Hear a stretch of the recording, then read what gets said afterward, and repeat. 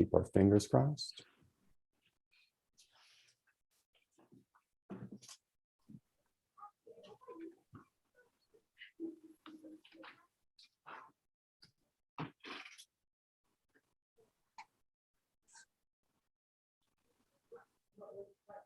All right, it looks to me like we're live and launched to the YouTube live stream. So welcome all to our February meeting of Upper West Side Coalition of Block Associations and Community Groups. I'm going to continue to let folks in to the Zoom room. Tonight, we're going to speak with our New York State elected, our local elected representatives, and we're going to have a discussion about the redistricting process. And Liz is going to introduce to you our specialist, our expert in that in just a second. Just a reminder, please stay muted so that we can hear each other. We'll do updates and community news and feedback at the end. And we'll try to keep track of the chat in the YouTube live stream as best we can, of course. And let me introduce to you our Program Committee Chair and Moderator for our events, Liz DeVito. Liz, it's all yours. Hi, thanks, Chris, and good evening, everybody. Welcome to what I think is going to be a very, very interesting forum. I'm going to get straight to the discussion and introduce Jerry Goldfeder. He is our special guest tonight. Jerry is a special counsel at Stroken Levan. He specializes in election and campaign finance law, and he is also a longtime adjunct professor at Fordham University. So I'm going to hand it right over to you, Jerry. Thank you for being here. Oh, you're still on mute, Jerry.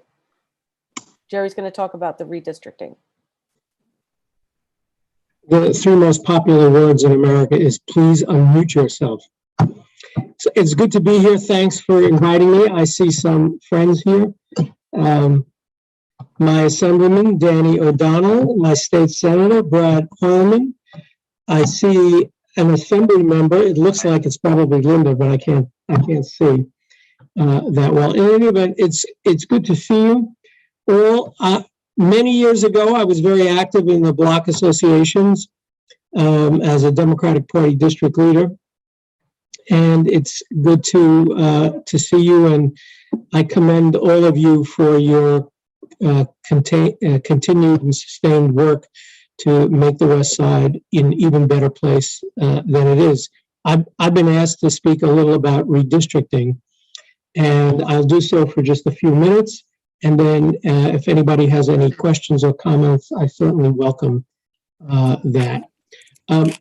We know from what we read about across the country that there are redistricting issues. There are redistricting issues in various states. I think somebody's not muted. As everyone knows, every 10 years there's a new census, and therefore after that census, pursuant to the United States Constitution and the various state constitutions, we redraw our state legislative lines and our congressional lines. And that's what we've just done in New York, and that's what every state is doing. And from time to time over the last few months, and it's an ongoing process, we will see various challenges to redistricting procedures in the various states. There are some that argue that various Republican legislatures are drawing lines that favor incumbents, so that even though more people in a state vote for the Democratic candidates, Republicans still have an overwhelming number of representatives in Congress. And the same is true in some places by the Democrats. Maryland is a good example of that, where even though there is a relatively, it's a blue state, but nevertheless, the folks who draw the lines in Maryland make the congressional delegation even more blue than, quote, it ought to be, simply by virtue of the fact that they control the legislature and the process by which the lines are drawn. We've had a United States Supreme Court case that dealt with this issue, which is highly partisan gerrymandering. You can gerrymander, you could draw the lines, whether it's state legislative districts or congressional districts. You can draw the lines in any number of ways. Sometimes it has a racial impact, sometimes it has a partisan impact, because it's intended either to lock out African Americans or lock out Hispanic voters, and sometimes it's meant to lock out people from the other party. And so there was a Supreme Court case a while ago, not too many years ago, that said, well, let me first say that drawing lines that have an adverse impact on African Americans or Latinos or language minorities has been declared unconstitutional repeatedly. And an effort has been made to try to stop lines that are being drawn for partisan purposes. You can't draw lines that are going to adversely impact African Americans, but you can draw lines that are going to adversely impact the other party. So Republican legislatures draw lines that really make it very difficult for Democrats to get the kind of representation that they're really entitled to under the voting demographics in the state. And as I said, Democrats do the same thing. Now, we've had some reform with regard to this process, but the Supreme Court has said that it's okay, that there's no such thing as a constitutional right against drawing lines for partisan purposes. It's a very disturbing lawsuit, and what it comes down to is, well, how do we decide? How do we figure out whether or not a set of lines are too partisan? There's no real standard for that, according to the Supreme Court of the United States. I disagree with the decision, but nevertheless, it's the Supreme Court. And so therefore, we have this time, just like we've had 10 years ago and 20 years ago and so on, we've had lines that have been drawn in various places in the country for partisan purposes, such that there are very few competitive congressional districts, and even in states where Democrats should be entitled to more congressional representation than they're getting, Republicans are dominating these delegations. The Supreme Court did say that a remedy for that is for a state to enact legislation or enact a constitutional amendment that prohibits it, that sets up a process whereby it's stated in the state constitution or by state law that you can't draw lines for overly partisan purposes based upon protecting incumbents, for example, or that egregiously benefit one party versus another. And in fact, in 2014, we passed a constitutional amendment in New York State that says that. It says basically that we need to draw lines that are compact and are contiguous and not really weird shapes and that kind of thing, and should not be overly based upon incumbency or partisanship. We're actually only one of a few states, Florida is another one, by the way, where that kind of limitation has been enacted either through a constitutional amendment or through a statute. So having said all that, I just want to say also that most states have their legislatures draw the lines, state legislative lines and congressional lines. There are some states that have independent redistricting commissions that draw the state legislative and congressional lines. And we, in that same year when we passed the constitutional amendment that restricted the ability to have overly partisan or favoring incumbents when the lines are drawn, we created an independent redistricting commission. It used to be that our legislature, our state assembly and our state senate drew the lines. But now, as a result of 2014 constitutional amendment that passed the legislature, two different legislatures, and people voted on it, we have created an independent redistricting commission, and they actually they were actually formed and did their work this year. Now, the funny part about it is, when that was on the ballot, there was a lawsuit that said it shouldn't say independent redistricting commission, because even though we were changing the Constitution of the state of New York to have a redistricting commission, it really wasn't independent. And therefore, we shouldn't call it an independent redistricting commission when people vote on it. As a matter of fact, that case was won, and the word independent was struck. Now, why was that the case? Because, in a way, to be fair, to be objective, it's not really independent. So we've had this redistricting commission, and they tried to draw lines, but the Republicans and the Democrats couldn't agree. And therefore, even though we have this redistricting commission, not so independent redistricting commission, it goes back to the legislature. And our state legislature has now drawn lines for our state legislative seats, Assembly and State Senate, and our congressional seats. So even though we made an attempt 8 years ago to have a redistricting commission so that it wouldn't be in the hands of legislatures taking care of their own incumbency lines and so on, we now have a part of the Constitution that says you can't focus in on incumbency, you can't focus in on partisanship, and we have this redistricting commission, but we hope they will agree, the Republicans and Democrats will agree. They didn't. So we now have a legislature that drew the lines. Now, in the past, the Republicans have controlled the state Senate in New York, and the Democrats have controlled the Assembly. And so there was this tacit bargaining going on whereby the Assembly seats controlled by the Democrats were protected, and the state Senate seats, the Senate controlled by the Republicans, those lines were drawn in order to protect the Republicans.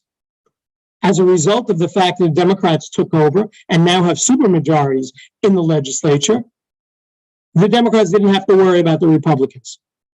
And therefore, they drew the lines that are now being put into place for the coming primaries that will occur in June and the coming general election that will occur, of course, in November. And these lines have followed the constitutional directive that we shouldn't draw lines based upon incumbency, we shouldn't draw lines based upon political persuasion and that kind of thing. Some people disagree with that, and they have brought a lawsuit. The Republicans, they're not happy with the lines that the legislature has drawn. They believe that the lines that they drew really do not avoid partisanship, incumbency, and so on. It's probably sour grapes, but they're in court. And what did the Republicans do? They found a state court judge in Steuben County. Anybody here know where Steuben County is? It's up there. It's in the middle of New York, and it's more or less controlled by Republicans. So the Republicans who are not thrilled about the lines that have been drawn have gone to court in a Republican county in order to try to get these lines thrown out.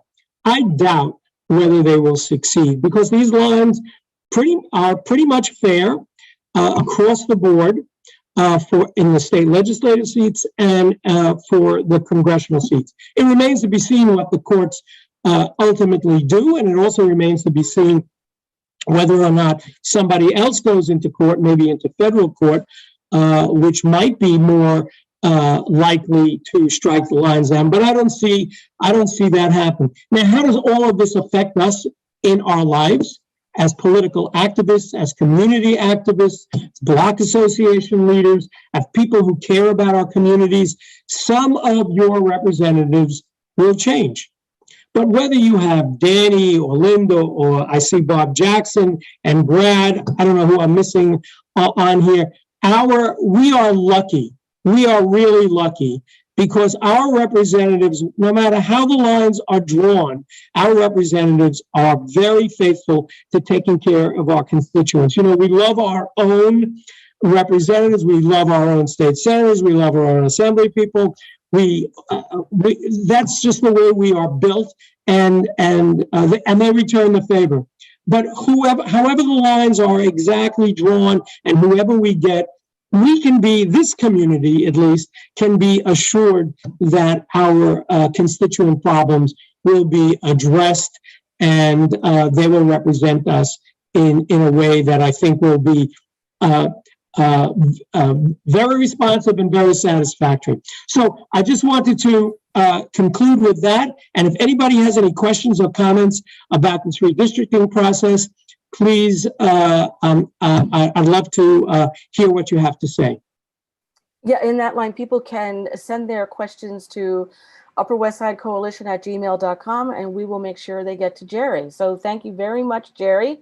I think we'll keep moving in the interest of time. Okay. Thank you again. We're going to start with our. Thank you, Jerry. Thank you so much. Okay, my pleasure. Oh, sorry. Take care, everybody. Thank you. Thanks. Okay. All right. So we're going to start with our assembly members, and I'm just going to go in alphabetical order and start with Assembly Member Danny O'Donnell. And what we're asking each elected leader to do tonight is speak briefly about your agenda for 2022 in the state government. And briefly means like 5 minutes or so, maybe a little 5 to 7 minutes. And then we'll take questions after each person speaks, and then there will be an open Q&A at the end. So Assembly Member O'Donnell, we'd like to kick off with you. And you are. I'm unmuted. Okay, good. Okay. Great, welcome. Thank you very much for having me. It's really a pleasure to be here. Broad question, but I will begin to address some of the things that I've worked on that need some jiggering. I wrote the Dignity for All Students Act, which is the most comprehensive anti-bullying bill in the country. They actually teach it at the National Conference of State Legislators as the way to do that. It was the first time trans people were recognized under state law. But we've learned that there are problems, and among the problems there's not adequate funding to ensure that it's done. I ended up sitting at a table of teachers at a Long Island event, and they were all talking about their dignity training. And I asked them a question, and they said, well, how do you know about that? And I said, well, because I wrote it. And what I learned from that is that they mostly viewed it as litigation avoidance, how to not get sued. So we have to do something about that. And so the attempt this year is to put money in the budget to get the state education department to fulfill its obligation to do more to make sure that bullying gets addressed and reported. Secondly, certainly post-COVID, we've had an absolute epidemic of suicides in America, particularly among young people. And that epidemic is highest among LGBTQ youth. There are a variety of reasons for that, but we're aware of them. And so one of the things I'm working on in conjunction with Dignity is to ensure that schools are doing suicide awareness and suicide prevention in the schools. You know, one of the things that happens is kids are copycats. So, you know, somebody does it, and then you have a mini epidemic in a school. The other thing about the education is, this is a very sad factoid. Out of the 50 states, New York is 49th in AIDS education. We don't even require that the schools, what they teach to be medically accurate. And we fought so long to get to this point where we know what causes AIDS, so we know how to prevent AIDS. We should be making sure that what kids are taught is medically appropriate. So those are some of the things that I'm working on as follow-ups to my previous work in education. In the world of corrections, I have a bill to create a correctional ombudsman, which my house has passed before, which is very, very important to have oversight in the correct state and local correctional facilities, similar to what other states do. They do it in New Jersey and Connecticut, and we don't do it. And it's a real problem.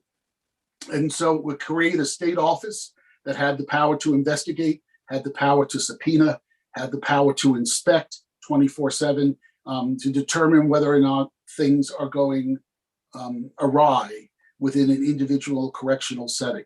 So I'm hoping to get that done. Additionally, a number of years ago, there was a man released from prison, and he had been receiving mental health treatment while in the prison.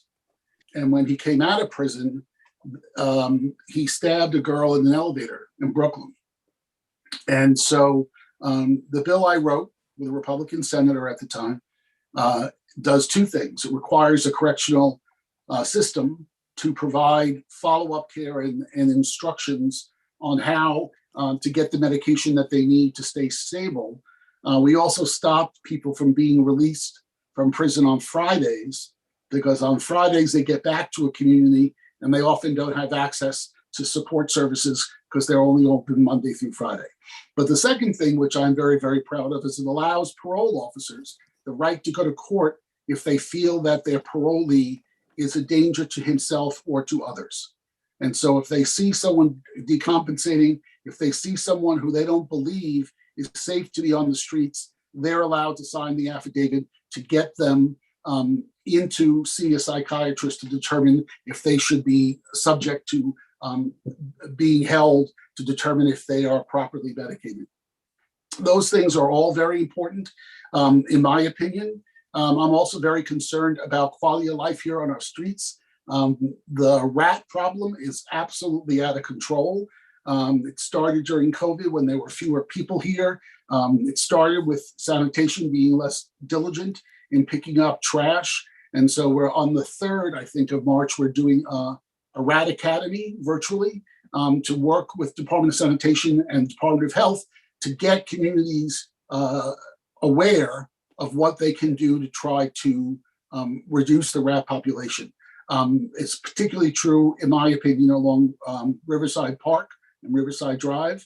I have a dog, my dog Roxy, and she has walked at night along Riverside, and I am shocked by both the raccoon population as well as the rat population. There are times when literally you feel like they own the park, not us.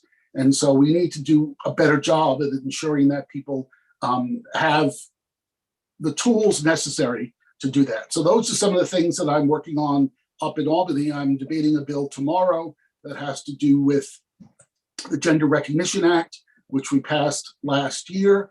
And it's a model, small change to the bill that we wrote. So in case you haven't noticed, we don't pass big bills in even years. We pass them in odd years.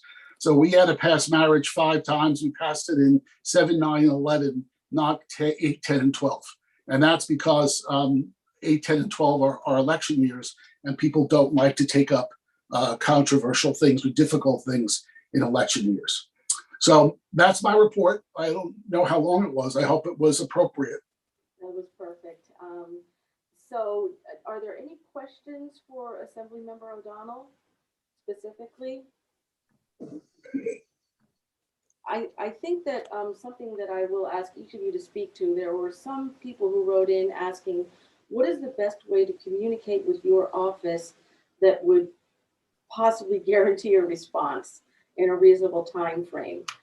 So basically constituents are asking how to communicate with their elected leaders. So what would you suggest for your office? Well, what I want to be very clear is that I read every email that comes in. Every one is put in front of my face, okay? And so sometimes people organize group emails where the same email was sent by 100 people. I don't need to read all 100 of them. I just need to read what they say. So email is the best way to communicate. Obviously, if it's, I want you to support the budget or I want more education funding, those are fairly generic.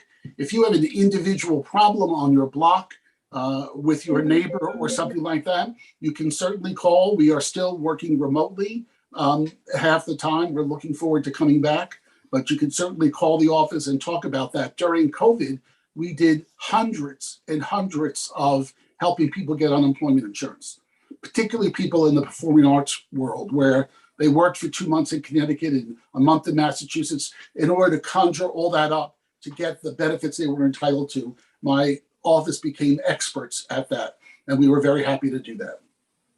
Okay, thank you. Another opportunity for questions? I see Rich Robbins' Dee? hand up. Yeah. Okay. Dee. Okay, I have a question. And then Rich.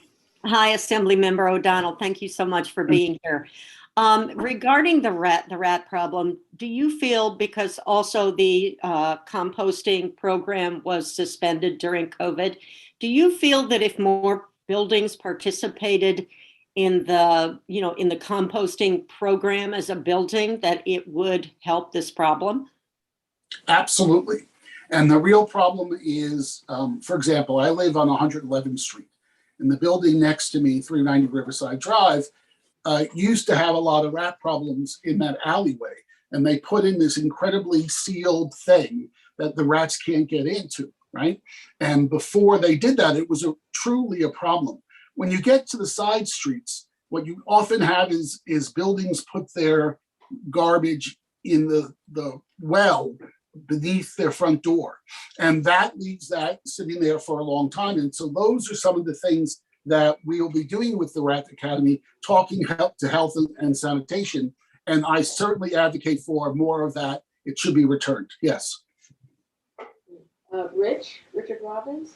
Yeah, same topic. And I actually just emailed Gail a half hour ago about this, but the rats in front of the Douglas extensions on 103rd Street, around the corner from your office between Broadway and West End, are really bad.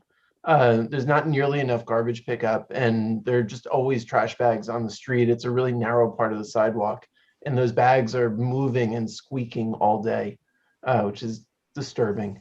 So I just emailed Gail proposing that, if there's any way of doing a pilot with sanitation of having more frequent pickup, but I don't know if there's anything you can do on your side. But well, we are trying in the state. We're trying to get containerization as part of the standard of the norm for how we move forward, right? So that's part of that. As long as there's open garbage, the rats will live there and use there.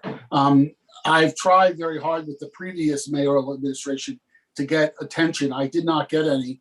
I sent 3 letters to them, and then this beginning of this mayoral term, sent a letter to Mayor Adams asking him to do what the previous administration hasn't done, which is focus on this, particularly as it relates to places like 103rd Street, which I walk by every day. Thank you. Great. Okay. I don't see any more questions, so I think we should keep moving, which means we are ready to hear from Assembly Member Linda Rosenthal. So Linda, take it away. Thank you, Danny. I'm sorry. Thank you so much, and it's great to see all of you. I see many friends and neighbors, even though I'm here in Albany. This is my Albany office, but it's great to be here with all of you. So I'm sure you know my name, Linda Rosenthal. I represent Upper West Side, parts of Hell's Kitchen, and I'm the chair of the Committee on Social Services. Prior to that, I was chair of the Committee on Alcoholism and Drug Abuse for 5 years. And I think my committee and I in the Assembly delivered some really great things for people who suffer from addiction, substance use disorder, in meeting their needs so that they can go on to have safe lives and ensure a safer community. So in the first few months of this session, my colleagues and I are working to pass the state budget. This happens every year. The budget is due April 1st.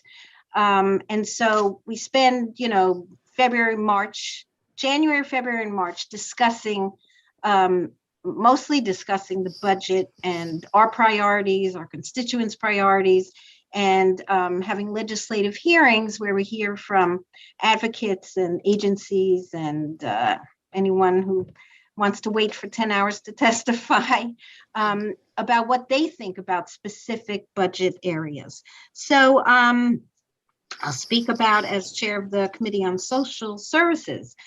This is an area where, and I'm sure you all know, we need a lot more support. So this sector includes supportive housing. It includes domestic violence services. It includes public assistance benefits, and that the people who provide all those services are adequately compensated. So this past summer, I passed really kind of historic legislation lifting the amount that the state will give to people who have who qualify for vouchers, 100% of fair market rent. So if you use a FEPS voucher, you only got, let's say, $850 if the fair market rent of your apartment was $1,000. So that meant you really couldn't make your rent unless you didn't buy food or you cut back on other things. This is what leads people to the precipice of homelessness when the vouchers we give them do not fully pay the rent. So this new law fully pays the rent for people who are on the precipice of homelessness or moving into apartments so they can stay there. And now thousands more vulnerable New Yorkers are eligible to get into safe and stable homes. I'm also working on a package of bills that will increase the public assistance amount for heat, food, and other necessities. Do you know that the rent portion of the welfare grant has not increased in 20 years? The portion of the grant for households with children hasn't been increased since 1988. And the energy portion that helps people pay utilities has not increased since 1981. So in the 80s, people were listening to Whitney Houston on their Walkman and watching Beetlejuice on their brand new VCRs. So it is past time that we increase these amounts to at least reflect the cost of living and get near the federal poverty level, which a lot of these folks are not. And then you wonder why there are so many people falling into homelessness or people who cannot manage to live properly in this city. This is shameful, and it's time that we raise and help people get out of poverty. You know, nobody loves to be poor. Nobody loves to wonder where their next dime is coming from. And nobody likes to have a job and still need Medicaid and other assistance from government. And that's what we have been doing here in this state. So this is my plan, working with a large coalition of providers and advocates and groups. So that's one of the things. Another thing I'm working on is to pass the Hunger-Free Campus Act. So people might be surprised, but a majority of college students, whether it's public or private, go hungry. They just don't have the money to pay for proper nutrition. And so, a regular student is not going to go to a food pantry, in their area of residence. And so we're going to set up, and this is true in campuses already, and this is a national effort, is to provide a place where kids can hang out and get some good food, but it's not a shame, it's not a stigma. And so we're trying to get some money in the budget for that. Locally, I am also working on getting funding for groups like Westside Federation of Senior and Supportive Housing, Goddard, Mobilization for Justice, and Manhattan Legal Services. Those are some of the places we call when someone is hauled into court and they have no other way of defending themselves from eviction and other things like that. But I have many other budgetary and other endeavors, like the Adult Survivors Act. 3 years ago, the Child Victims Act passed, which I did with Senator Hoylman. 3 years ago, we gave a 2-year look back, and more than 10,000 people filed in court against their abusers, the people who abused them when they were children. We now have the Adult Survivors Act. And if you read any newspaper, just pick it up once a week, you will see Harvard University, UCLA, name any one of you, Michigan, where coaches and gynecologists and other professionals have abused mostly women who were maybe 18 or 19. And the statute of limitations ran out for them to bring any case against them. By the way, at 18, I wouldn't know how to get to court and accuse my professor. You know, that now is different. But trauma takes a long time to heal and to give you the courage to come out and say, this happened to me. I want to make sure no one else is abused by that person who's still a professor at the university or who's still coaching Olympic skaters. And so this is another one of the bill. I have a bill to license school psychologists who are only allowed to work in schools. What we've seen is an epidemic of mental health illnesses among children who have been traumatized during this pandemic, as have we all. But there are not enough mental health helps for children. So if we license school psychologists, they'll be able to see kids outside of the school building. I'm also working very hard to ensure that we have enough supportive housing built in this state. You know, it's not just the city, this is a need across the state. And we had a New York agreement. The first one was in 1990, which provided 3,600 units of supportive housing.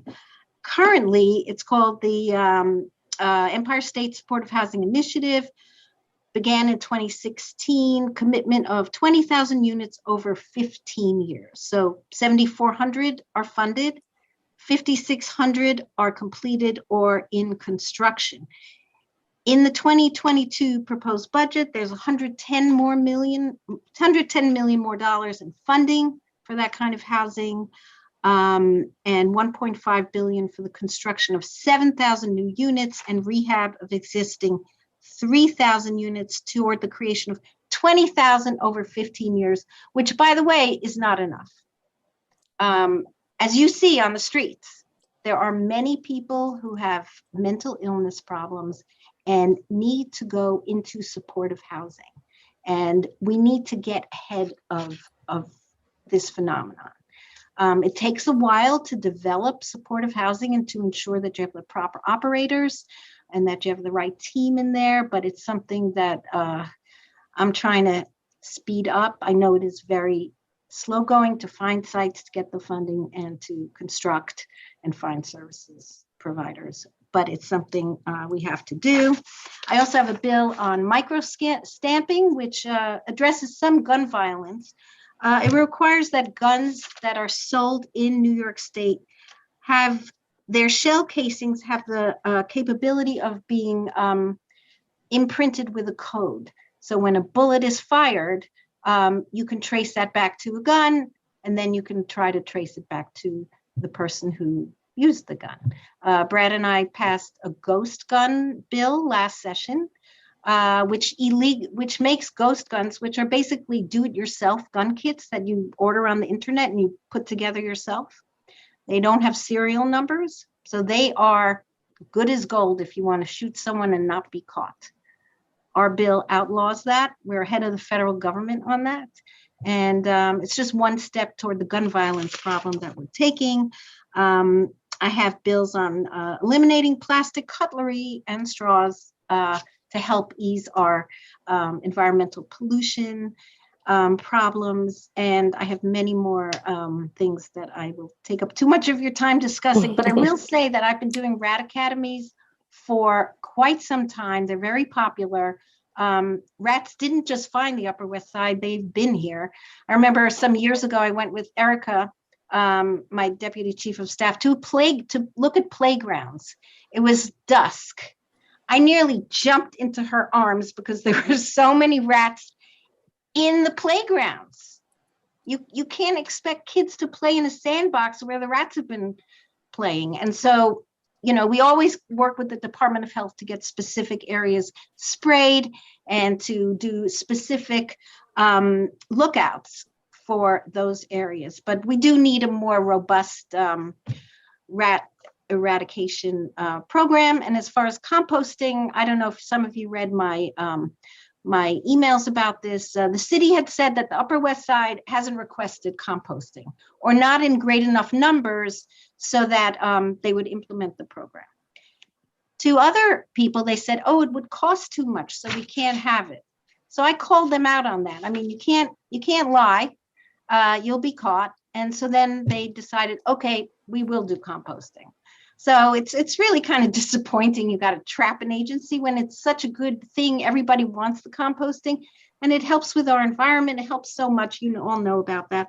So those are just some of my endeavors. And of course, I do a lot of work with seniors and others who come to my office. Thousands of people who got unemployment, who got help during the height of the pandemic, and we continue to do that. We continue now to get evictions now that the eviction moratorium is up. We are getting too many evictions, including from, I'll tell you this short story and then I'll stop. We had a tenant and landlord that we helped get ERAP funding, Emergency Rental Assistance Program, checks to pay the back rent. Come some months later, landlord's taking that tenant to court, didn't pay the rent. And we're like, excuse me, we got you your rent. Don't try that. So we're out there. We pride ourselves on doing a lot of work with the community, constituents, and Albany as well. So I thank you for listening, and thanks for having me. Thank you so much, Linda. I think before we move on to Senator Hoylman, let's see, are there any questions specifically for Linda? Chris, I'm going to ask you to help me in case I don't think I see the whole screen. I'm looking. I think we can keep moving. All right. Well, let's keep moving then. So next on our agenda, we will hear from Senator Brad Hoylman, who was just mentioned in several of the projects that Linda's working on, but let's see what you have to say. Yeah, thank you, Liz. Thank you. Yes, I work closely with Linda and Senator Jackson and Senator Clear, our newest senator, who's doing such an amazing job hitting the ground running, in part because she knows the business. I know Senator Jackson agrees with me because she was the chief of staff to then Senator Perkins for many years. So she's well on her way. And of course, Assemblymember O'Donnell, they're great friends. But I first want to say that apropos of what Jerry was saying earlier in his very informative discussion about redistricting, my new Senate district, our new Senate district for some of us, has been renamed from 27 to 30. And it used to run from Canal to 72nd on the west side and from 4th Street to 56th on the east side. Now I've lost the entire east side because we were 40,000 people overpopulated. The Republicans shoved all the Senate districts full here in Manhattan. And so I had to shed 40,000 individuals. And so now the Senate district is exclusively west side, which is fine by me since I live on the west side. And it runs from Canal to 81st. So it's a beautiful compact district, including Central Park and Central Park South, which is very exciting, I think, for not just my constituents, but my team too, who Ken and Kurt, my chief of staff, is on as well. So just picking up where some of my colleagues left off, it is a $212 billion budget we're discussing now during these budget hearings. The governor presented her budget. You know, one of the issues that I've been zeroing in on concerns our district, and a lot of us who commute, I commute to Albany, I know a lot of us commute to DC and other places, to Long Island, is Penn Station. And the Penn Station redevelopment plan is of particular interest to mine. It's square in the middle of Senator Jackson's and my district. Today, I was speaking to the MTA president, Jan O'Lieber, who's doing a really good job. But, you know, they are kind of fudging the numbers, I have to say. I think originally the Penn Station redevelopment during the Cuomo years was pegged to be anywhere between $3 and $4 billion in cost. Now, today, I was told it was between $5 and $7 billion in cost. It's certainly a worthwhile project, but we need to have the numbers before we proceed with the project. I wrote an op-ed with Senator Liz Krueger, who's the chair of the Finance Committee, about the need to have clarity on how much this is all going to cost us as taxpayers. You know, they're planning to build 18 million square feet of new commercial office space in and around Penn Station. That's the size of Hudson Yards. That's going to supposedly pay for the development for Penn Station, which I strongly support. And I really am glad Governor Hochul is putting Penn Station first in this plan. But Liz and I said in our op-ed that was in the Daily News that show us the numbers first. And in fact, we've requested from the Independent Budget Office a report on those numbers just to understand what happens if the commercial development doesn't appear. You know, there's a close to an 18% commercial vacancy rate in Midtown Manhattan, partially due to COVID, no doubt, but there are new work at home rules for a lot of businesses. And if those businesses don't come back, who's going to be on the hook for this project? Well, it's going to be us, the taxpayers. So I'm pushing for that. But also, again, speaking about the crisis of homelessness and mental health, we need to have more services in that neighborhood. And as part of that 18 million square feet, I've been advocating with my colleagues in government for more services and more housing. Right now, we have about 350 units planned for that neighborhood. We can do a lot better in affordable and supportive housing. So I just wanted to point that out. Secondly, one of the issues that I've been focused on is the scourge of traffic violence on our streets. There, as some of you joined me along with Assemblywoman Rosenthal at that horrible hit and run near Lincoln Square. That involved a moped, but cars, of course, are much more dangerous. We're on track this year to lose more pedestrians to vehicular collisions than any year since the Bloomberg administration. And it seems like every day there's a new headline announcing the death of a kid that's been hit by a car. What's crazy about this situation is that New York City does not have home rule over its traffic laws, specifically its speed limit. So I introduced legislation called Sammy's Law, named after a young man. He was 12 years old, just a few months shy of his bar mitzvah, that would allow New York City to reduce speed limits on its own. They don't have to come with hat in hand to Albany every time they want to do that with this legislation. It's so clear that lower speed limits save lives. And when we have lowered speed limits in New York City, the deaths and the fatal crashes have decreased. So I'm going to push for that this session. Again, Sammy's Law, very important bill. I also support efforts to expand. I think someone is, needs to be muted. I also support efforts to expand the use of speed cameras and red light cameras and other automated traffic safety enforcement devices as congestion pricing comes online. And we're looking at that in the next year and a half. It's not only going to bring revenue to our mass transit, which is sorely needed, but also hopefully make speed cameras and other ways to detect illegal traffic infractions more easily. Third, I know that choppers are an ongoing plague to the west side and east side of Manhattan, both of my districts. But both sides of my district, the east and west side, have complained about it. I've introduced legislation that allows state or private citizens to bring a nuisance action against non-essential helicopter operators that cause a nuisance, noise, or some sort of unreasonable level of noise interfering with your quiet enjoyment. The legislation is also going to prohibit the use of helicopters in the Hudson River Park, heliport, and in fact, any city-owned heliport. So I hope to advance that. I'm the chair of the Senate Judiciary Committee, so we look for ways to make change through new causes of action.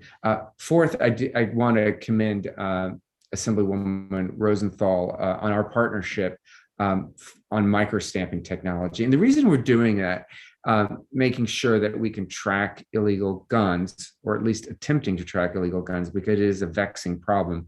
But the reason we're doing it is because more than 500 of gun crimes, murders in Manhattan go unsolved.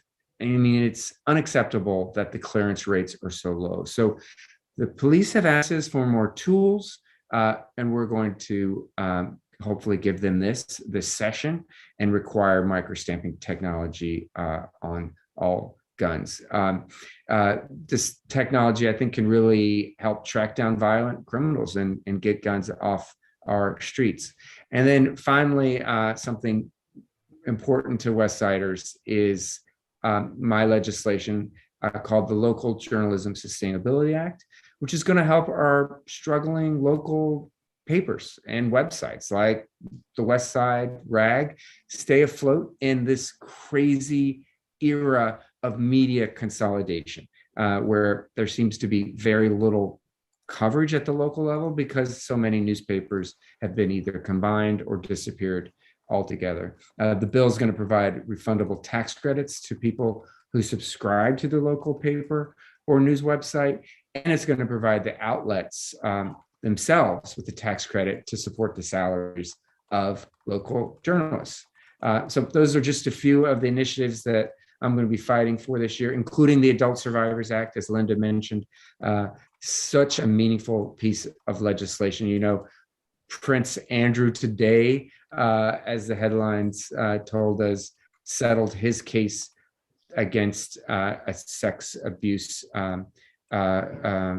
survivor named Virginia Giuffre. And that was brought because of the Child Victims Act. So we can take on royalty in Albany with the legislation we passed to support the survivors of child sexual abuse, and now adult sexual abuse if we pass the Adult Survivors Act. Thank you so much for this opportunity to speak to you. I really have enjoyed this. Thanks. Thanks so much, Senator Hoylman. Once again, in the interest of time, we're going to keep moving. And also, I'm happy to see Senator Clear here. Liz, I see a question though. I see. Oh, I'm sorry. Okay. David Mann raised his hand. Maybe if Senator Hoylman can stay with us another minute if somebody has a question. Sure. Okay. Mr. Mann. I just clapped. That was a clap, not a wave. Oh, thank you. Thank you very much. Great. Actually, we had a lot of questions come in to the our inbox on the question of bail reform, and Senator Hoylman, if I could ask you maybe to share your thoughts on that. I think there needs for some clarity on what that means, in our society. Sure. And, I have put on my website, and Kenan, if you could drop it in the chat, that'd be fantastic. A frequently asked question. I think there's a lot of misinformation swirling around. Look, crime has, most certainly increased in some areas in New York, but it's also increased across the country where there are no legislative initiatives like bail reform. So there is a confusion it's a classic confusion between causation and correlation. The bail laws that we passed really only impact non-violent offenses and misdemeanors. So for some of the media to suggest that the surge in murders, gun violence, and other acts of horror are related to New York's bail laws really are unfounded. It's unfounded by the data. I think we've tried through our criminal justice reforms to be wedded to real-time data analyzing the situation.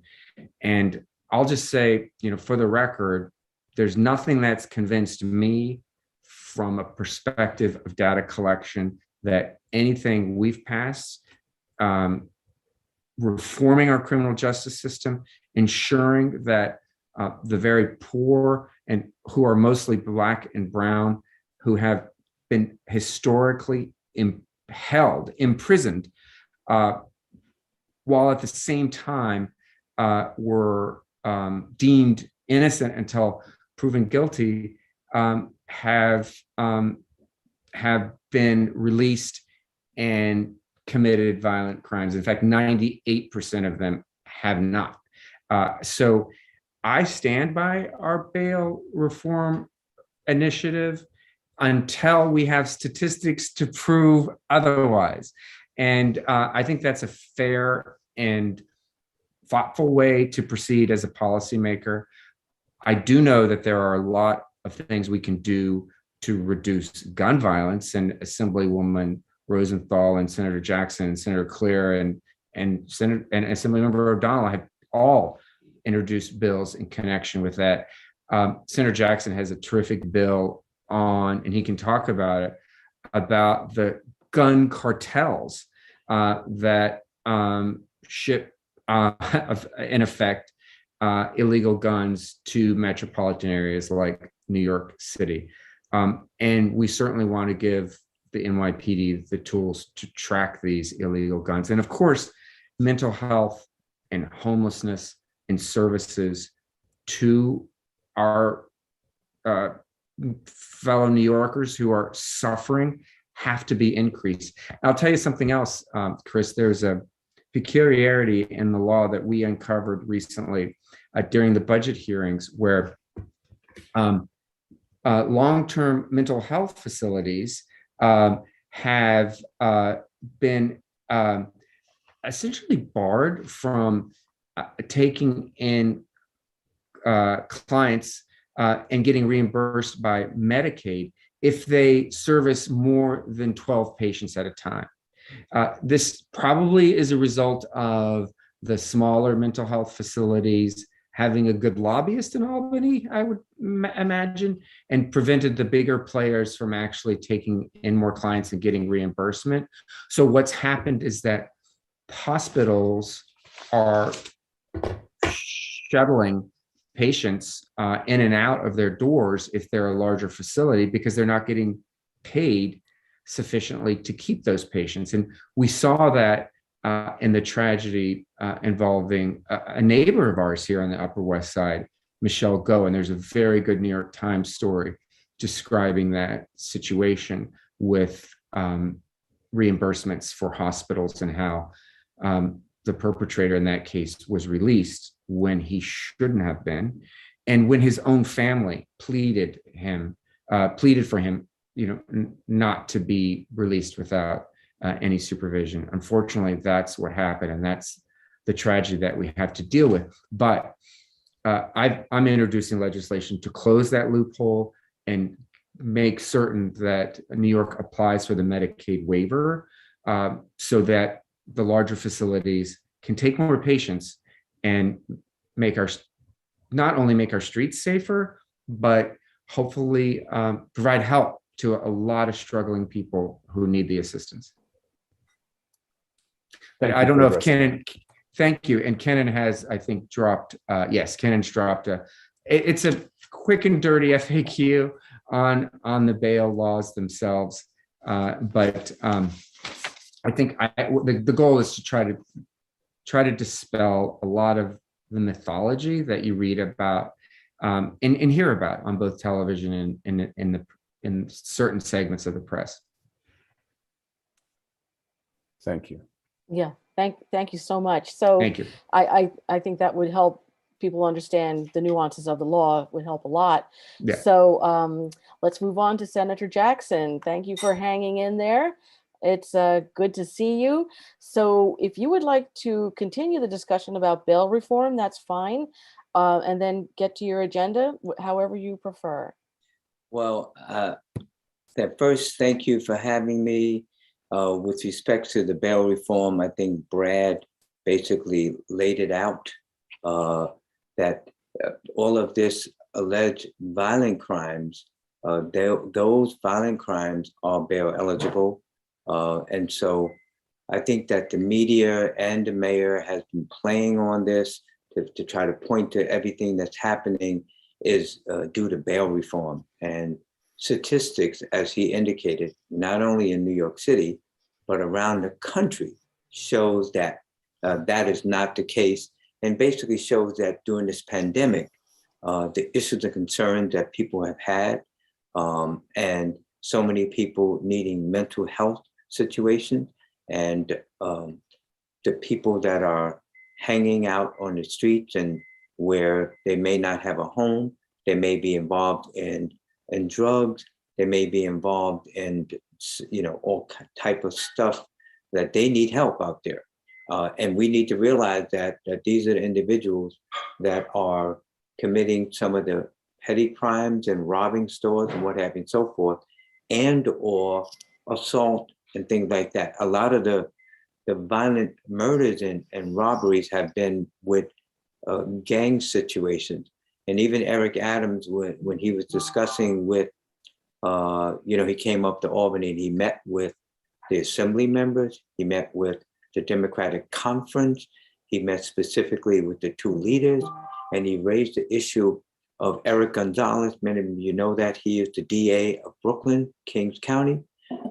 And Eric Gonzalez focused on the high crime areas where there were gangs, and they took down several gangs. And as soon as they took down one gang, you could see that the crime and shootings and stuff decreased. So Eric basically wants us to try to address some of the issues, but quite frankly, the way they're playing in the media and the way he feels that he needs to have dangerousness is not carrying over with the state assembly and state senate, based on the statistics that have come out not only from NYPD, but from advocacy groups that track all of this.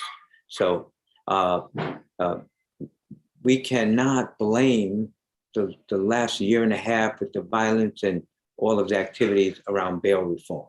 And so that's what I have to say. I just think that we need to work together. And as our leader has said to Eric, if you have suggestions, please share with us. You know, we're not like, no consideration for any tweaking, because from 2019, when the bail laws were passed, there were tweaks made in 2020, including some areas that were not bail eligible that became bail eligible. So people are willing to listen, but they're not willing to make a fundamental change that had been worked on by experts in the field for a very, very, very long time, way before I came on board. So that's my opinion about the bail reform activity that is scurrying in the papers and amongst other people. But I wanted to start off by saying the primary issues for me, I said to Zach Fink last week when he interviewed Cordell Clear, myself, I think Linda Rosenthal and someone else, is the safety and security of the people that I represent. That's number one. If we are not safe in our community and in our city, we're in trouble. So safety and security is number one. Even when people ask me at the community boards, I'm talking about 3 and 7, safety and security is number one. And I say that knowing, understanding the issues and concerns about some people with the situation where some of the homeless members moved up to Upper West Side and used some of the hotels. I mean, these are all human beings, and we have to treat them as such. And they, when they come to our community, they have to understand that communities have basically priorities and values, and that we want everyone to be safe and secure no matter who you are. And that's very important to me. So under safety and security is the gun violence. And as you know, the former governor, Andrew Cuomo, and also continuing Governor Kathy Hochul, they indicate that, and I agree, that gun violence is a health emergency in our city. There's too many guns out there whatsoever. And especially now within the past couple of years with ghost guns coming on board, it just makes it so much easier that people get their hands on guns. But the violent interrupters, that's some of the funding that goes into where violence takes place. There's groups of people that have experience in trying to deter retaliation and trying to reduce the gun violence. So we're saying there's 3 categories, and the governor said this also: violence interrupters, wraparound services for mental health and other services that people need, and jobs and training for young people between 18 and 24. And that's what is happening overall, not only in New York City, but around the entire state. And then also making sure that we cut off the pipeline that's coming from down south, bringing all these guns. And I think Brad mentioned there is a bill that we put forward that would, if you traffic more than 20 guns in a year into New York City, it will be an A felony that could land you in prison from 25 years to life. And someone said to me, you know, so if someone 25 and they've spent 15, 20 years in prison and they have turned their life around, should they have to stay there for the rest of their life? And that's a good question. And I'm strongly considering reducing that amount of time. But for B felony, it's 15 to 25 years in prison as far as trafficking more than 10 guns up to New York City. Because as Jackie Rowe Adams, who is the founder of a group called Harlem Mothers Save, she has lost 2 sons to gun violence at different times in life. And she says, every gun off the street saves a life. And we know that, statistically, we know that. We're involved right now. When I say we, my team, along with a community-based organization, we're having a gun buyback program with the DA, Alan Bragg, and NYPD on March 5th up in Washington Heights. A lot of the gun violence in Manhattan has taken place up in Inwood and Washington Heights around nightclubs where people are wearing flashy jewelry and driving flashy cars, and crews or gangs are sticking them up, and where they resist, they're being shot and killed. And so understanding where some of the problems are, is that what we have to focus on. But let me get back to ERAP, the Emergency Rental Assistance Program, and homeowners. Those are the 2 major issues that I say we need to address overall, because we don't want people to be evicted from their apartments or to lose their home because they can't pay their mortgage. One of the programs that we discussed last year is that where homeowners can't pay their mortgage, if we can get agreement to move what they owe toward the back of, 5-10 years down the road, so they can make that up, so they can keep their home. You can't do the same with renters, because renters don't own their own property. They are renting from owners, landlords. So to make sure that the funding is there from the federal government, as you know, Kathy Hochul requested $1 billion. We only got 27 million, but they're clawing back billions of dollars from around the country that have not been used to then allocate to areas that in the greatest need. And we hope that that's New York City. And if that doesn't happen, then we, the state of New York, is going to have to do it on its own. And one of the areas, I say to all of you, our governor said that she's looking at putting aside $15 billion in our budget for emergency situations as far as down the road. And some people are saying, well, why don't we use some of that money in order to make sure that people are not evicted from their homes, and put away $9 billion instead of $15 billion for a rainy day fund. So these are things that are being discussed overall, but obviously, so my priorities is gun violence, safety and security. Number 2, ERAP and homeowners protections from evictions. And number 3, education. As you know, last year we passed foundation aid, which was $4.2 billion over 3 years, in order to make sure that all of the children in the state of New York have enough money, resources to provide, to give them an opportunity for a sound basic education. And I've said that the highest court in the state of New York, in the campaign for fiscal equity versus the state of New York, said that every child should graduate from high school knowing how to read, knowing how to write, knowing how to serve on a jury, and being able to hold competitive employment. That's the minimum education standard that we're trying to achieve.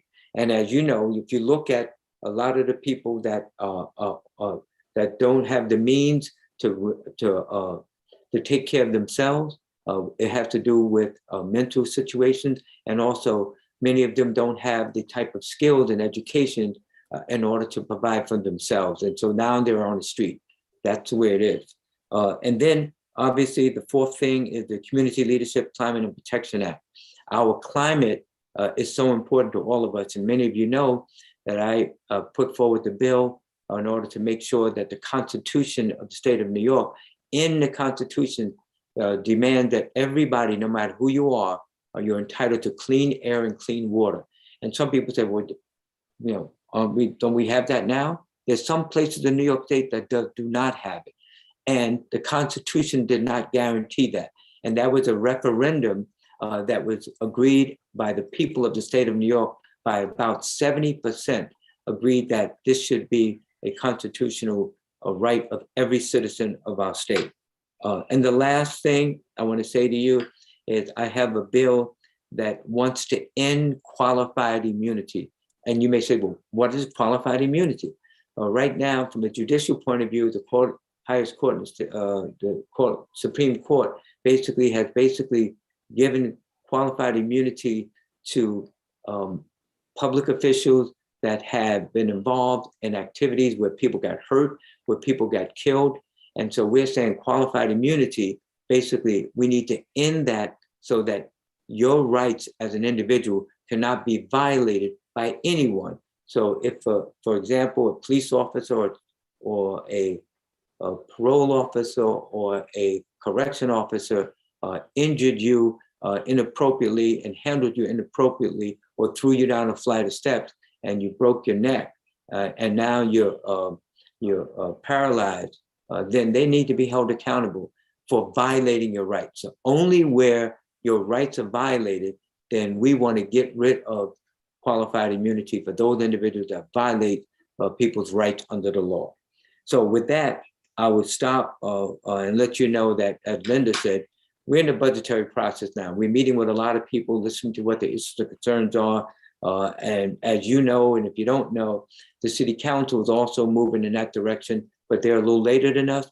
And from a monetary point of view, the city council has so much more resources than the state overall in allocations in capital and or expense. But one bill that Linda and I have, in which we got to move forward on, is dealing with the mechanical voids, so that owners don't put these huge high rises up and just using the space in order to try to get higher and higher so people can rent the high apartments that are there. So with that, I thank you for inviting me. I will try to answer any questions that you may have. And my staff is here also. Joanna Garcia is my chief of staff. Matthew Levy is my legislative director. And I don't know whether or not Edwin Rosario is my my public relations director. So with that, I turn to you.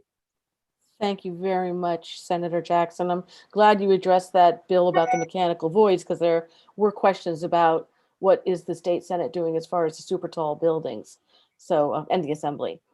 Are there any questions for Senator Jackson? I think Steve's hands up. Okay, Steve. Thank you very much.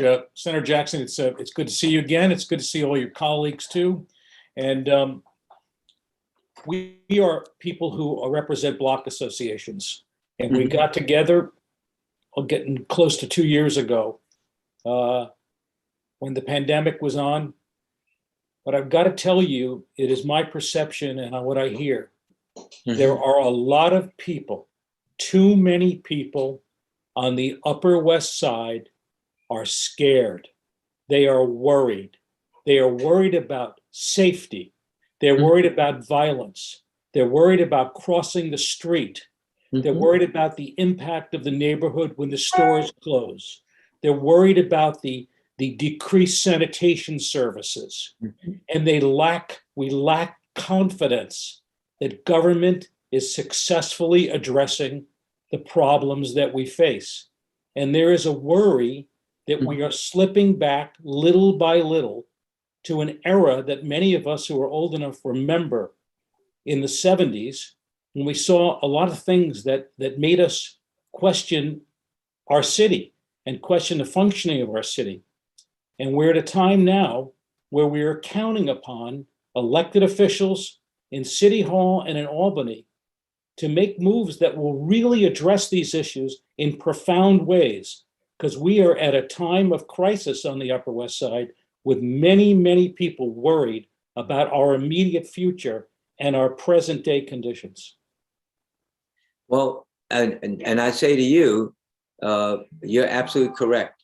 And that's why I said my highest priority is the safety and security of the people that I represent. And not only on Upper West Side, that's everywhere.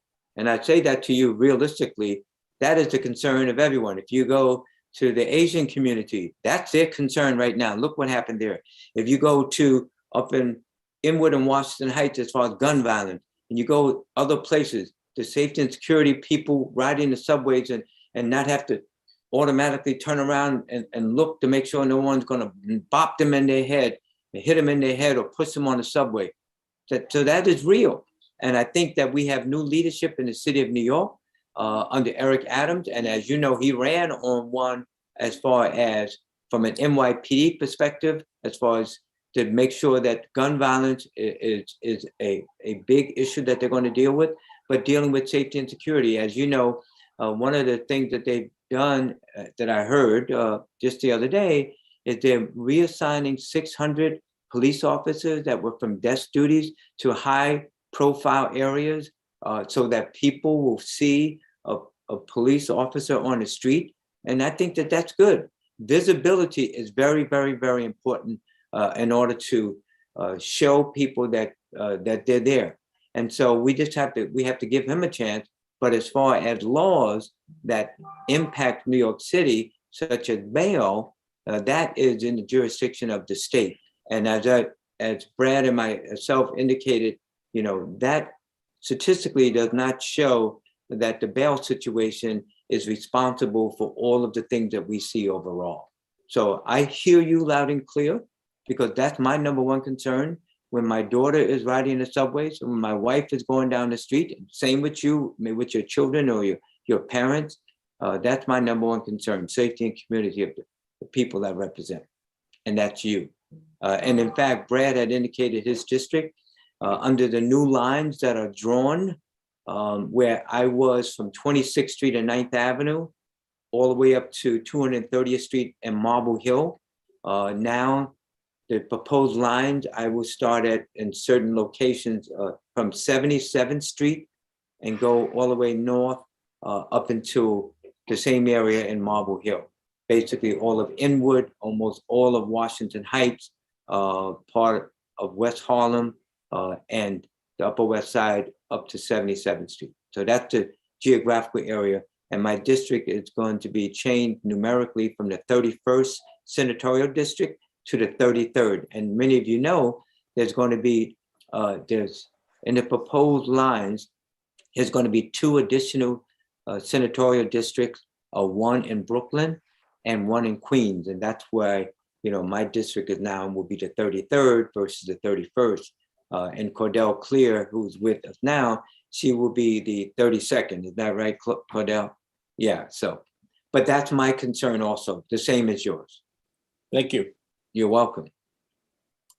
Yes, thank you. The conversation in the chat room is very reflective of what Steve was talking about.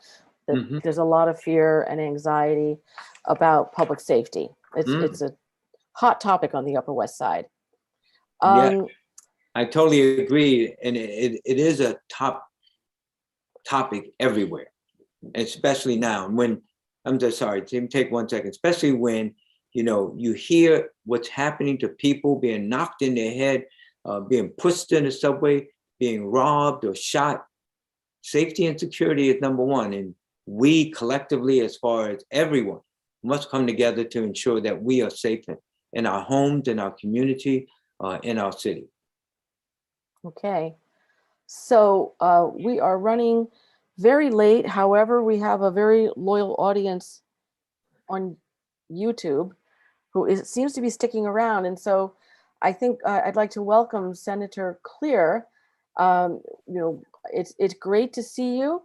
And why don't you tell us a little bit about your district? I know that your district was redrawn and is bigger now. Yes. Yeah, you had a growth in who you're representing. So let us know what you're thinking, what you're doing. Yes, the district changed a little bit. They said I was overpopulation, so they shaped it a little differently, and I think they tried to make a little bit more sense of Robert Jackson's district that was 13 miles long, and brought him up a little bit, and that took away a little from me on the west, but it also took me down on the west side more than it had been. I'm now at 81st Street as opposed to before where I went to 87th Street. I don't feel that it's a change for me because being a former school board member and CEC member of District 3, I had the experience to work with many people in those neighborhoods. And as was stated earlier, I did work for former council member Bill Perkins in 1997 and his first stint in the city council when the district did include parts of the Upper West Side. And the district goes a little further east and it goes up a little north as well. Covers Harlem, Morningside Heights, East Harlem, El Barrio, part of Washington Heights, and of course, a portion of the Upper West Side. I'm new, but I'm active. I hit the ground running. I'm very busy up here. I'm in Albany right now, and along with my colleagues, we have been having budget hearings these past weeks. I'll tell you, I am chair of the Women's Issues Committee. That's the committee they gave me. I'm very proud of it and very happy. Women's issues, I guess that's about everything. I'm also a member of the Disabilities Cities 1 Commerce, Economic Development, and Small Business, Health, and Consumer Protection Committees. The conversation this evening I've been following, and health and safety are number one priorities.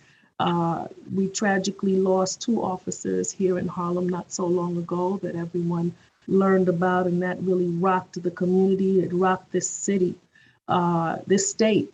And for years, gun violence has plagued our community, in our communities in Harlem, but throughout the district. But one of the things that I've been calling for is focus on the source of the guns coming into our community. We have to stop them at the source. And we also have to invest in mental health and the underlying conditions that are causing some of the violence we see. Now, it's not all gun violence. There's other violence that's happening, and that's really an indication that we have to take a look at mental health. We have not invested properly. We have not put what we're supposed to put into that. And I have been asking for more dollars to do that, and also to fund our Cure Violence groups that are on the ground, in the streets, trying to get at the heart of what's happening out here with younger people and the gun violence that's going on. I know somebody mentioned rats, and I had to chuckle a little bit because we had budget hearings with the mayor last week. And one of the things that I brought up in our conversation was rats and garbage. I'm waiting on my meeting, which he told me he's going to schedule with me to talk about his plan for rat control. He has a special new rat control plan. But one of the things that I'm asking for too is that garbage cans were removed from the streets in this district, and they were never replaced. They were just removed, and we didn't have garbage cans. And this was just before the pandemic, and never replaced. And you see overflowing, the few garbage cans that exist, you see them overflowing. The pickups need to increase. Our city is looking and feeling dirtier, and it has been that way during the pandemic. And that's something that I want to see him address and work with my colleagues to help mitigate, as well as one of the things that I have been working on since I've been up here is ERAP, which is for us to get the funding that we need to help those people who were not able to pay their rent during the pandemic. We know that we have a lot of people who have applied, but they have not been able to get the money. And we want to make sure that that money is there to keep people in their homes. There's also the Housing Assistance Fund. The portal closes this week, February 18th. So for folks that need, that have mortgage, taxes, or other homeowner related issues, that portal is there for folks to apply. One more thing I wanted to say. Oh yeah, I'm doing a lot of work. We are requesting money to address climate change issues, to address environmental issues, to address lead issues across the state. Just this morning, I was in a press conference with the caucus. There's a package of bills that are introduced by Andrea Stewart-Cousins and Assemblyman Pretlow that are going to address many of the environmental issues that we see in our communities. And I'm going to stop because I want you to ask questions. I hope I can answer them, but I don't want to keep going. I want to ask that. I'd like to hear from you.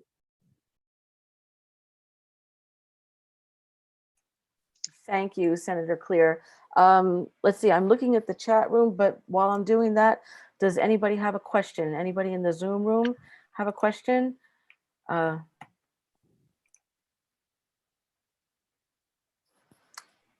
Let's see. Dale, did you have those questions from the member of your block association?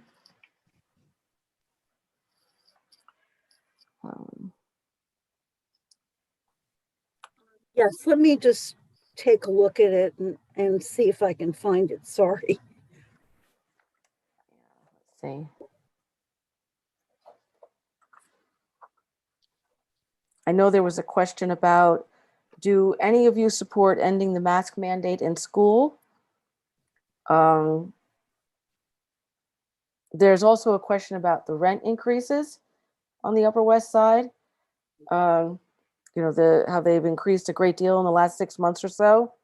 Well, one of the things that me and my colleagues I know have been working on is good cause evictions, which is designed partly to help there be some kind of regulating of the amount of rent that some landlords are going up on apartments that are not rent stabilized. And also, another piece of legislation I'm working on too is that, and I know it, well, it relates to things that are happening everywhere, but a lot of buildings are getting demolished for projects, or maybe they had fires or whatever have you. And then when we see the buildings open again, these were formerly rent stabilized buildings.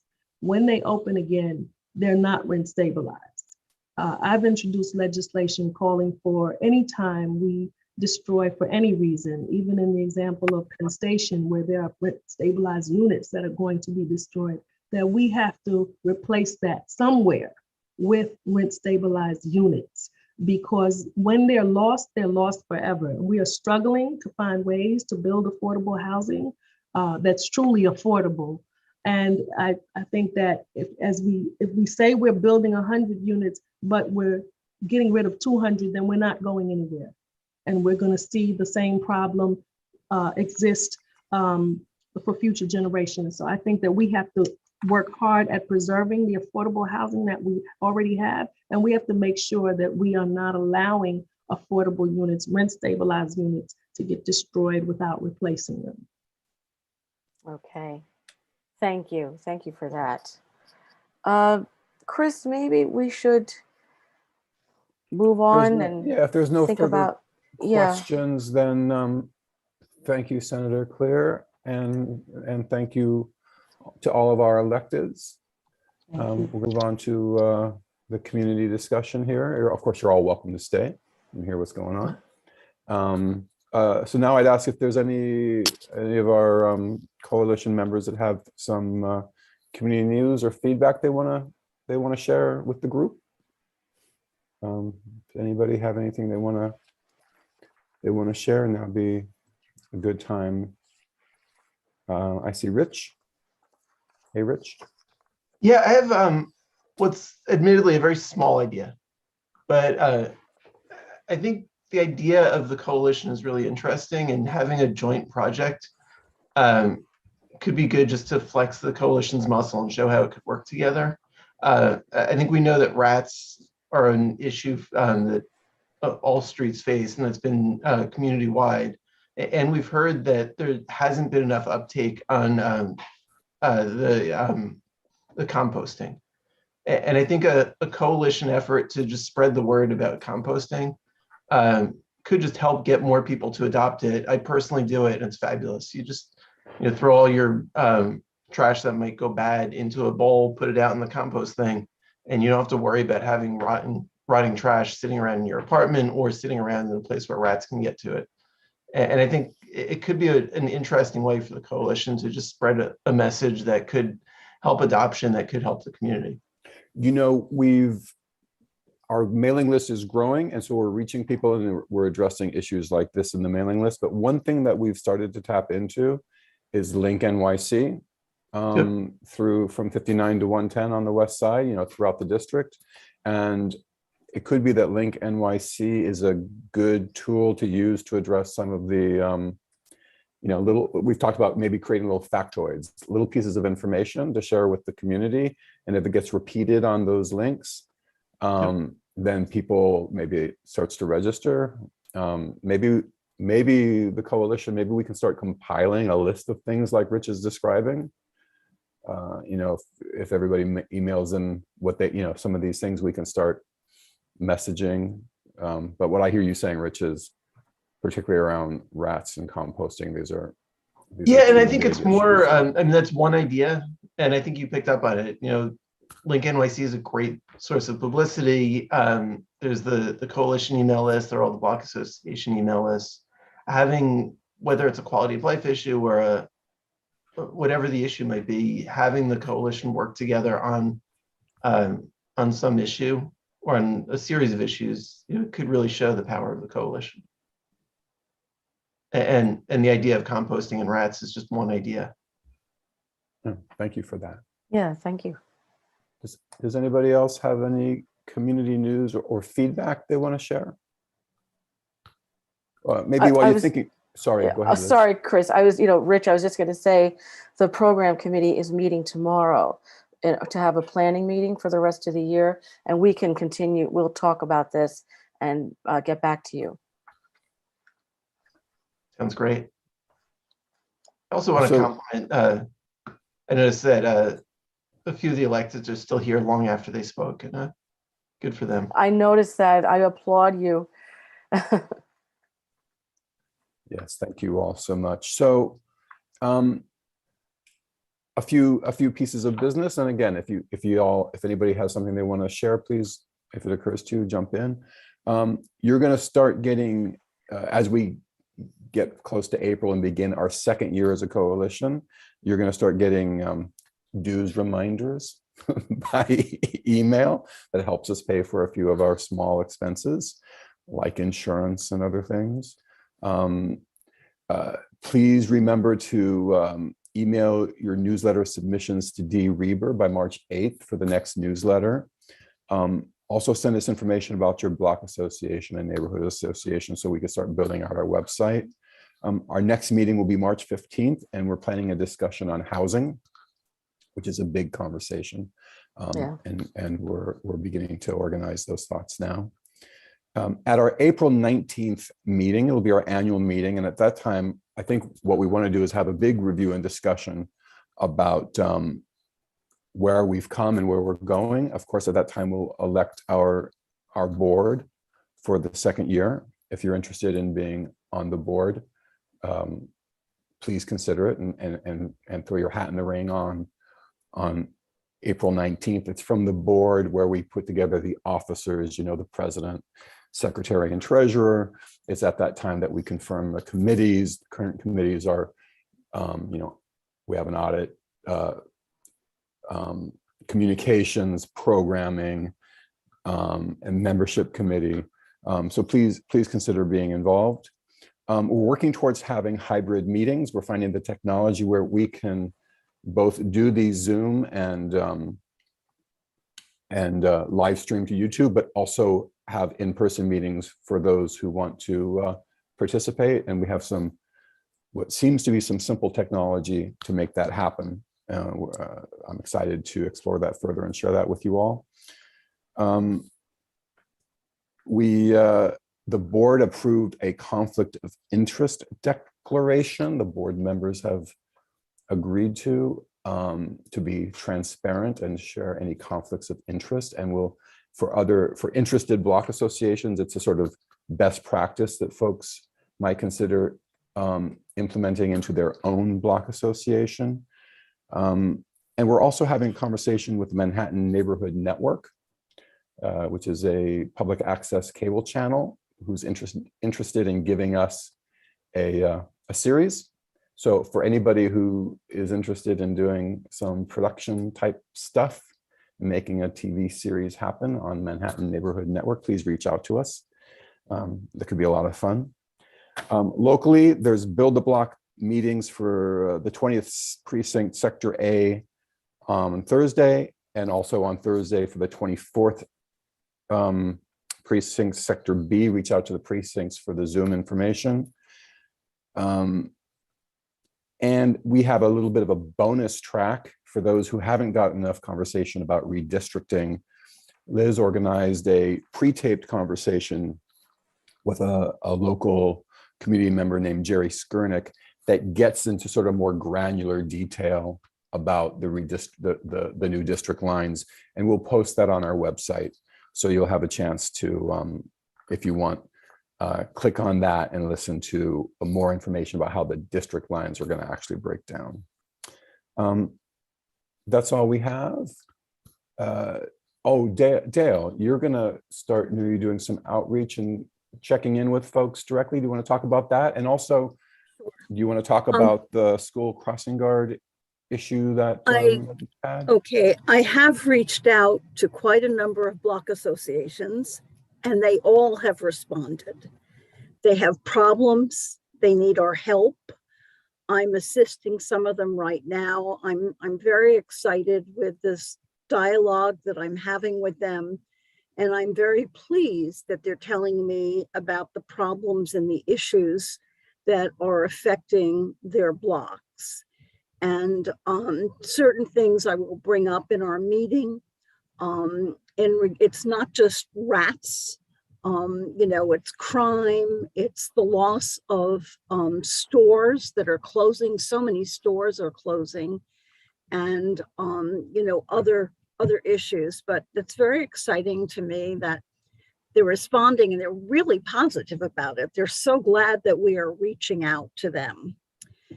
Now, in regards to the West 79th Street crossing guard, she started in September, and we noticed that we already had problems with her because she was not protecting the children. She was sitting on the bus benches, eating, talking on her phone, standing underneath the scaffolding, and rarely going out into the street to help the children and anybody else crossing. At a Sector C, and I believe it was, January 13th or 19th meeting, a parent from the Rhoda Shalom School made us aware of all the anti-Semitism remarks that she was making, not only to the parents, but to the children. And it was extremely alarming. And I called Captain Zoomer right after that meeting, and I said, look, we got to get rid of her. This cannot go on.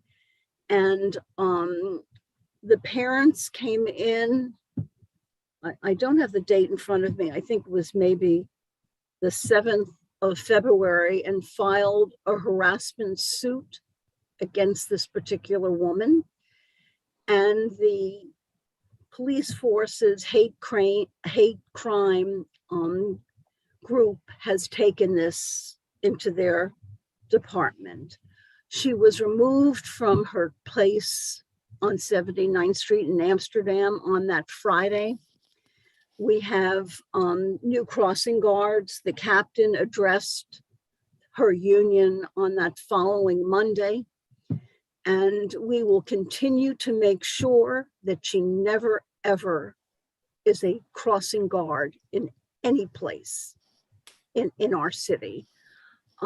This is very serious charges, and we have a wonderful crossing guard now.